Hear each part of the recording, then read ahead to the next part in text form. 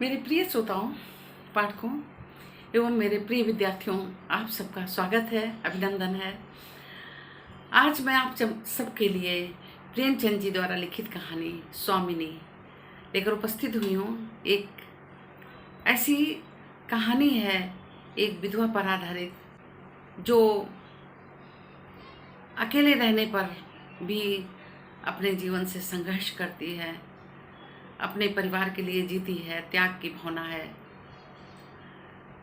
और लेखक जो है उसने इतना सुंदर और सजीव चित्रण किया है कि ऐसा लगता है कि हर दृश्य सामने चल रहा हो। इनकी कहानियों की भाषा सरल और सजीव है, कोई भी सरलता से समझ सकता है। मध्य में कहानी बहुत ही करुणापूर्ण हो जाती है। हर व्यक्ति जो संवेदनशील है उसको अंदर तक झकझोर देने वाली कहानी है। किंतु अंत में जो समस्या थी पारिवारिक, वो आम समस्या थी, भारतवर्ष में ऐसे बहुत से परिवारों में होती है, वो समस्या उठाई थी लेखक ने। और उसके पश्चात में अंत जो है, लेखक ने समस्या को जो सुधारने का सॉल्यूशन है वो भी दिया। इसका प्रमुख पात्र प्यारी है, जिसके इर्द गिर्द कहानी घूमती रहती है। तो चलिए प्रेमचंद जी के द्वारा रचित स्वामिनी नामक कहानी हम सुनते हैं। तो चलिए प्रेमचंद के शब्दों में कहानी सुनते हैं, स्वामिनी। शिवदास ने भंडारे की कुंजी अपनी बहू राम प्यारी के सामने फेंक कर अपनी बूढ़ी आंखों से भरकर कहा, बहू, आज से गृहस्थी की देखभाल तुम्हारे ऊपर है। मेरा सुख भगवान से नहीं देखा गया, नहीं तो क्या जवान बेटे यूं ही छीन लेते। उसका काम करने वाला तो कोई चाहिए। एक हल तोड़ दूं तो गुजारा न होगा। मेरे ही कुकर्म से भगवान का यह कोप आया है और मैं ही अपने माथे पर उसे लूंगा। बिरजू का हल अब मैं ही संभालूंगा। अब घर की देखरेख करने वाला, धरने उठाने वाला तुम्हारे सिवा दूसरा कौन है। रो मत बेटा, भगवान की जो इच्छा थी वो हुआ और जो इच्छा होगी वह होगा। हमारा तुम्हारा क्या बस है। मेरे जीते जी तुम्हें कोई टेढ़ी आंख से देख भी नहीं सकेगा। तुम किसी बात को सोच मत करो। बिरजू गया तो मैं भी अभी बैठा ही हुआ हूँ। राम प्यारी और राम दुलारी दो सगी बहनें थीं। दोनों का विवाह मथुरा और बिरजू दो सगे भाइयों से हुआ था। दोनों बहनें नैहर की तरह ससुराल में भी प्रेम और आनंद से रहने लगी। शिवदास की पेंशन मिली। दिन भर द्वार पर बैठे गपशप करते। भरा पूरा परिवार देख देख कर प्रसन्न होते और अधिकतर धर्म चर्चा में लगे रहते। लेकिन दैवगति से बड़ा लड़का बिरजू बीमार पड़ा और आज उसे मरे हुए 15 दिन बीत गए। आज क्रियाकर्म फुर्सत मिली तो शिवदास ने सच्चे कर्मवीर की भांति फिर जीवन संग्राम के लिए कमर कस ली। मन में उसे चाहे कितना ही दुख हुआ हो, उसे किसी ने रोते नहीं देखा। आज अपनी बहू को देखकर एक क्षण के लिए उसकी आंखें सजल हो गईं, लेकिन उसके मन में संभाला और रुद्ध कंठ से उसे दिलासा देने लगा। कदाचित उसने सोचा था कि घर स्वामिनी बनकर विधवा के आंसू पोंछ जाएंगे, कम से कम उसे इतना कठिन परिश्रम ना करना पड़ेगा। इसलिए उसने भंडारे की कुंजी बहू के सामने फेंक दी थी। वैधव्य की व्यथा को स्वामित्व के गर्व से दबा देना चाहता था। राम प्यारी ने पुलकित कंठ से कहा, ये कैसे हो सकता है दादा कि तुम मेहनत मजूरी करो और मैं मालकिन बनकर बैठूं। काम धंधे में लगी रहूंगी तो मन बहलता रहेगा। बैठे बैठे तो टोने के सिवा और कुछ न होगा। शिवदास ने समझाया, बेटा, देवगति से किसी के बस नहीं। रोने धोने से हलाकानी के सिवा और क्या हाथ आएगा। घर में तो 20 काम है। कोई साधु संत आ जाए, कोई पाहुना ही आ पहुंचे, उनके सिवा सत्कार के लिए किसी को तो घर में रहना ही पड़ेगा। बहू ने बहुत ही हिले कहा, पर शिवदास ने एक ना सुनी। शिवदास के बाहर चले जाने पर राम प्यारी ने कुंजी उठाई तो उसे मन में अपूर्व गौरव और उत्तरदायित्व का अनुभव हुआ। जरा देर के लिए पति का वियोग का दुख उसे भूल गया। उसकी छोटी बहन और देवर दोनों काम पर चले गए थे। शिवदास बाहर गए हुए थे। घर बिल्कुल खाली था। इस वक्त वह निश्चित होकर भंडारे को खोल सकती है। उसमें क्या क्या सामान है, क्या क्या विभूति है, वह देखने के लिए उसका मन ललायत हो उठा। इस घर में वह कभी ना आई थी। जब कभी किसी को कुछ देना या किसी से कुछ लेना होता था, तभी शिवदास आकर उस कोठरी को खोला करता था। फिर उसे बंद कर वह ताली अपने कमरे में कमर में रख लेता था। राम प्यारी कभी कभी द्वार के दरवाजे से भीतर झांकती थी, पर अंधेरे में कुछ न दिखाई देता। सारे घर के लिए वह कोठरी कोई तिलस्म या रहस्य था, जिसके विषय में भांति भांति की कल्पनाएं होती रहती थी। आज राम प्यारी को यह रहस्य खोल कर देखने का अवसर मिल गया था। उसने बाहर का द्वार बंद कर दिया कि कोई उसे भंडारा खोलते न देख ले। नहीं सोचेगा बेजरूरत इसने क्यों खोला। तब आकर कांपते हाथों से ताला खोला। उसकी छाती धड़क रही थी कि कोई द्वार न खटखटाने लगे। अंदर पांव रखा उसे कुछ उसी प्रकार का, लेकिन उससे कहीं तीव्र आनंद हुआ जब उसे अपने गहने कपड़े चारी खोलने का मौका लगा। मटकों में गुड़, शक्कर, गेहूं, जौ आदि चीजें रखी हुई थी। किनारे पर बड़े बड़े बर्तन भरे थे, जो शादी ब्याह के अवसर पर निकाले जाते थे या मांगे जाते थे। एक आले पर माल गुजारी की रसीदें और लेन देन के पुर्जे बंधे रखे थे। कोठरी में विभूति सी छाई थी, मानो लक्ष्मी अज्ञात रूप से यहाँ विराजमान हो। इस विभूति की छाया में राम प्यारे आधे घंटे तक बैठी रही, अपनी आत्मा को तृप्त करती रही। प्रति क्षण उसके हृदय में पर ममत्व का नशा छाया जा रहा था। जब वह उस कोठरी से निकली तो उसके मन के संस्कार बदल गए थे, मानो किसी ने उस पर मंत्र डाल दिया हो। उसी समय द्वार पर किसी ने आवाज दी। उसने तुरंत भंडारे का द्वार बंद किया और जाकर सदर दरवाजा खोला। देखा पड़ोसिन चुनिया खड़ी थी और 1 रुपया मांग रही थी। राम प्यारी ने रुखाई से कहा, अभी तो 1 पैसा घर में नहीं है जीजी, क्रियाकर्म में अब खर्च हो गया। जुनिया चकरा गई। चौधरी के घर में इस समय 1 रुपया भी नहीं। यह विश्वास करने की बात न थी। जिसके यहाँ सैकड़ों के लेन देन, वह सब कुछ क्रियाकर्म में नहीं खर्च कर सकता। अगर शिवदास ने यह बहाना किया होता तो उसे आश्चर्य न होता। प्यारी तो अपने सरल स्वभाव के कारण गांव भर में मशहूर थी। अक्सर शिवदास की आंखें बचाकर पड़ोसियों को इच्छित वस्तु दे दिया करती थी। अभी कल ही तो उसने जानकी को सेर भर दूध दे दिया था। यहाँ तक कि अपने गहने तक मांगे दे देती थी। कृपण शिवदास के घर में ऐसी सुखरज बहू का आना गांव वाले अपने सौभाग्य की बात समझते थे।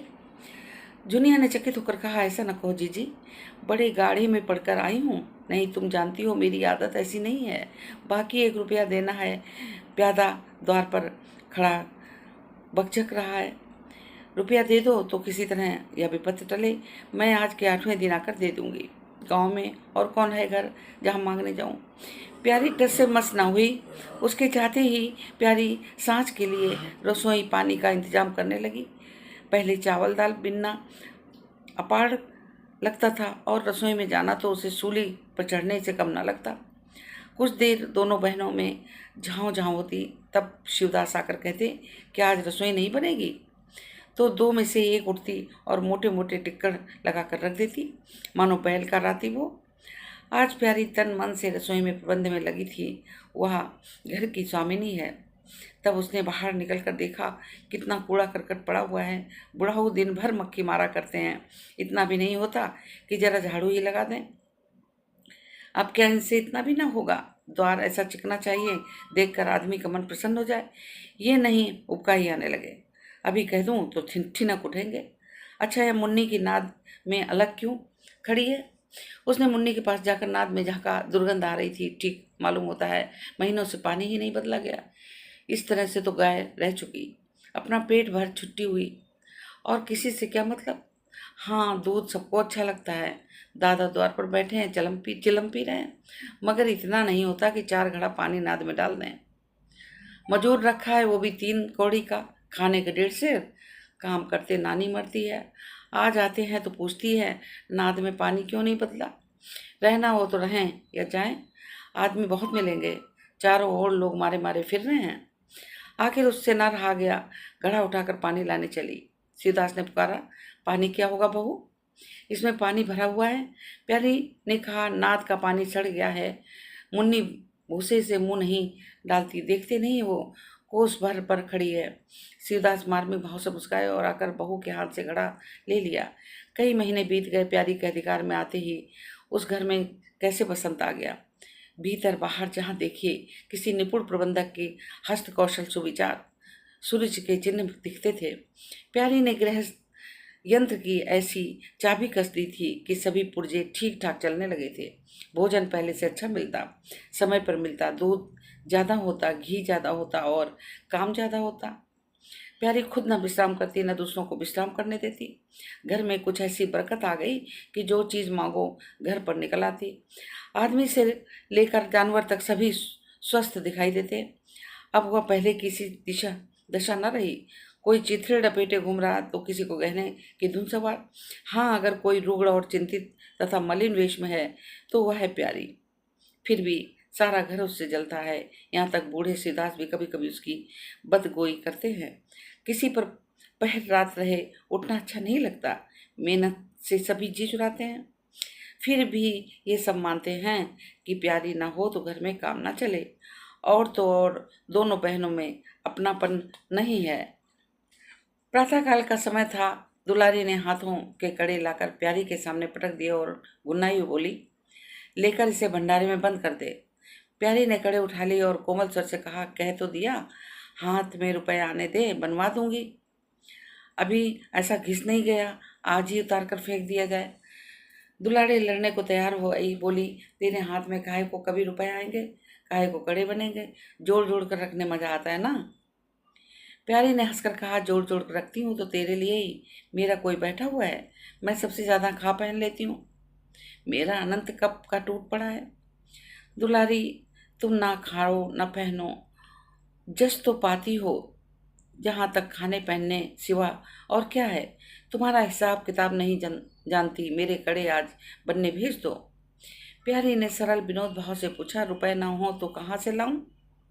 दुलारी ने उद्दंडता से कहा, मुझे उससे कोई मतलब नहीं, मैं तो कड़े चाहती हूँ। इसी तरह घर के सब आदमी अपने अपने अवसर पर प्यारी को 2-4 खड़ी खोटी सुना जाते, और वह गरीब सबकी धौंस सबकी धौंस सुन सुनकर हंसती थी। स्वामी का यह धर्म ही था कि वह धौंस सुन ले और करे वही जिसमें घर का कल्याण हो। स्वामित्व के कवच पर धौंस, ताने, धमकी किसी का असर न था। उसकी स्वामिनी कल्पना इन आघातों में और भी स्वस्थ होती थी। यह गृहस्थी संचालिका थी। सभी अपने अपने दुख के सामने रोते थे, पर वह कुछ ना कहती थी। वही होता था, इतना उसे प्रसन्न करने के लिए काफी था। गांव में प्यारी का सराहना होती। कभी अभी उम्र ही क्या है, लेकिन सारे घर को संभाले हुए है। चाहती तो सगाई करके चैन से रहती। इस घर के पीछे अपने को मिटाई देती है। कभी किसी से हंसती बोलती भी नहीं, जैसे काया पलट हो गई। कई दिन बाद दुलारी के कड़े बनकर आ गए। प्यारी खुद सुनार के घर दौड़ दौड़ गई। संध्या हो गई थी। दुलारी और मथुरा हार से लौटे। प्यारी के नए कड़े दुलारी को दिए। दुलारी निहाल हो गई। चटपट कड़े पहने और दौड़ी हुई बरोटे में जाकर मथुरा को दिखाने लगी। प्यारी बरोठे के द्वार पर छिपी खड़ी ये दृश्य देख रही थी। उसकी आंखें सजल हो गई। दुलारी उससे कुल 3 ही साल तो छोटी है, पर दोनों में कितना अंतर है। उसकी आंखें मानो उस दृश्य पर जम गई। दंपति का वह सरल आनंद, उनका प्रेमालिंगन, उनकी मुग्ध मुद्रा प्यारी की टकटकी सी बंध गई। यहाँ तक कि दीपक के धुंधले प्रकाश में वो दोनों उसकी नजर से गायब हो गए और अपनी ही अतीत जीवन का एक लीला आंखों के सामने बार बार नए नए रूप में आने लगी। सहसा शिवदास ने पुकारा, बड़ी बहू, 1 पैसा दो, तंबाकू मंगाऊं। प्यारी की समाधि टूट गई। आंसू पोंछते ही वो भंडारे में पैसा लेने चली गई। एक एक करके प्यारी के गहने उसके हाथ से निकलते जाते थे। वह चाहती थी मेरा घर गांव में सबसे संपन्न समझा जावे, और इस महत्वाकांक्षा का मूल्य देना पड़ता था। कभी घर की मरम्मत के लिए, कभी बैलों की नई गुई खरीदने के लिए, कभी नातेदारों के व्यवहारों के लिए, कभी बीमारी की दवा दारू के लिए रुपए की जरूरत पड़ती थी। और जब बहुत कतर विरोध करने पर भी काम ना चलता तो वो अपनी कोई न कोई चीज़ निकाल देती, और चीज़ एक बाहर से हाथ से निकलती तो फिर न लौटती थी। वह चाहती तो इनमें से कोई खर्च टाल भी जाती, पर जहाँ इज्जत की बात पड़ती थी वह दिल खोल कर खर्च करती थी। अगर गांव वालों में हेठी हो गई तो क्या बात रही, लोग उसे का नाम धरेंगे।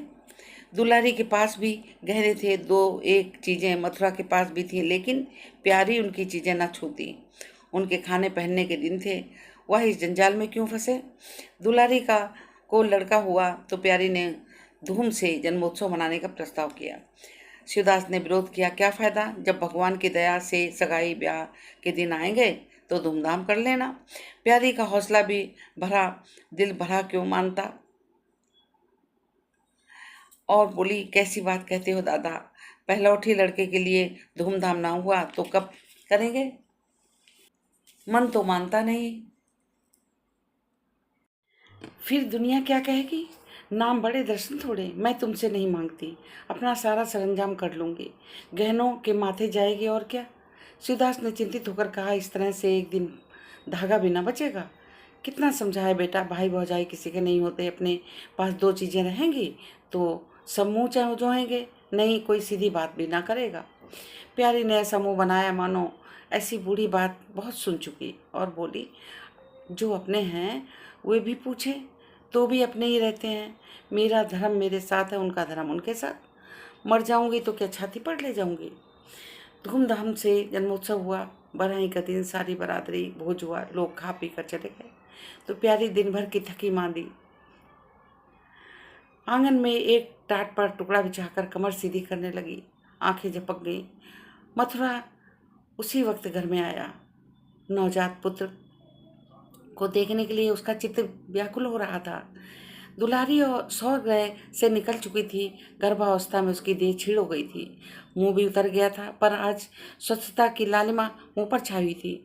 मातृत्व के गर्व और आनंद ने अंगों की संजीवनी से भर दिया था, और संयम के पौष्टिक भोजन ने देह को चिकना कर दिया था। मथुरा उसे आंगन में देखते ही समीप आ गया, और एक बार प्यारी की ओर तन कर उस निद्रा मग्न होने का निश्चय करके उसने शिशु को गोद में ले लिया और उसका मुंह चूमने लगा। आहट पाकर प्यारी की आंखें खुल गईं, पर उसने नींद को बहाना किया और अधखुली आंखों से आनंद क्रीड़ा देखने लगी। माता और पिता दोनों बारी बारी से बालक को चूमने लगे, गले लगाते और उसके मुंह को निहारते। कितना स्वर्गीय आनंद था। प्यारी की तृप्ति, तृषित लालसा एक क्षण के लिए स्वामिनी को भूल गई। जैसे लगाम की मुखबद्ध बोझा से लदा हुआ हाँकने वाले की चाबुक से पीड़ित दौड़ते दौड़ते बेदम तुरंग हिनहिनाने की आवाज़ सुनकर कनौतियाँ खड़ी कर देता है, और परिस्थिति को भूलकर एक दबी हुई हिनहिनाहट के साथ उसका जवाब देता है। कुछ वही दशा प्यारी की हुई। उसका मृत्यु जो पिंजरे में बंद मूक निश्चेष्ट पड़ा हुआ था, समीप के आने से वाली मातृत्व की चहकार सुनकर जैसे जाग पड़ा, और चिंताओं के उस पिंजरे से निकलने के लिए पंख फड़फड़ाने लगा। मथुरा ने कहा, ये मेरा लड़का है। दुलारी ने बालक को गोद में चिपटा कर कहा, हाँ है क्यों नहीं, तुम्ही ने तो 9 महीने पेट में रखा है। सांसत तो मेरी हुई, बाप कहलाने के लिए तो तुम कूद पड़े।